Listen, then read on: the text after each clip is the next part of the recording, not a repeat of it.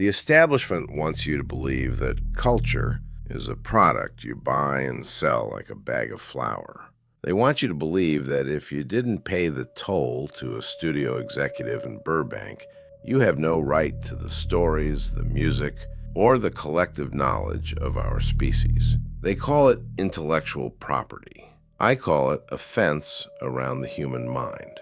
In 2003, three young men in Sweden decided to tear that fence down. Gottfrid Svartholm, Fredrik Nye, and Peter Sunda didn't just build a website. They built a monument to the idea that information wants to be free. They called it the Pirate Bay. It wasn't just a tracker for movies and music.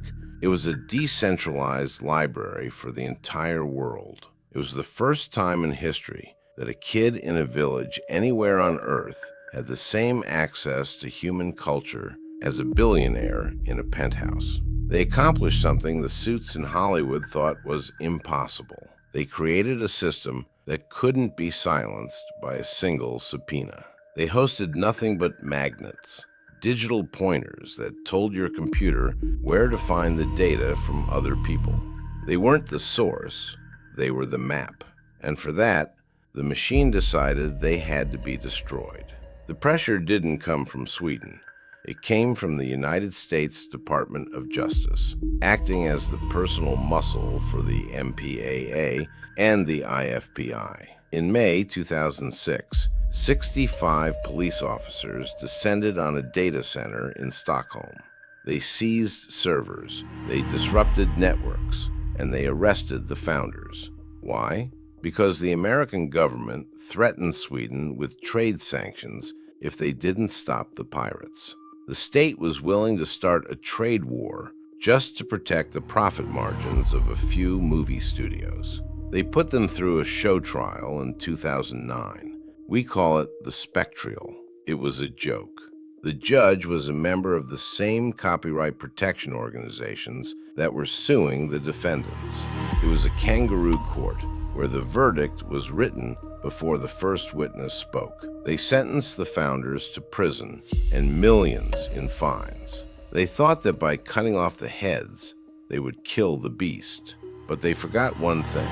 You can't kill an idea with a jail cell. The Pirate Bay became a Hydra. Every time they seized a domain, 3 more appeared. They moved to the cloud. They distributed their servers across borders. They proved that in the digital age, centralized authority is an obsolete concept. They showed us that when the people want to share, no amount of police power can stop the flow of data. Gottfrid, Fredrik, and Peter paid a heavy price. They were hounded across continents, arrested in Cambodia and Thailand, and spent years in cages. But the site is still there. It survives as a middle finger to every gatekeeper who thinks they can own the thoughts in your head. They didn't arrest them for stealing. They arrested them for making the gatekeepers irrelevant. They arrested them because the Pirate Bay proved that the old world of control is dying, and the new world of sharing is something the state can't tax, track, or stop.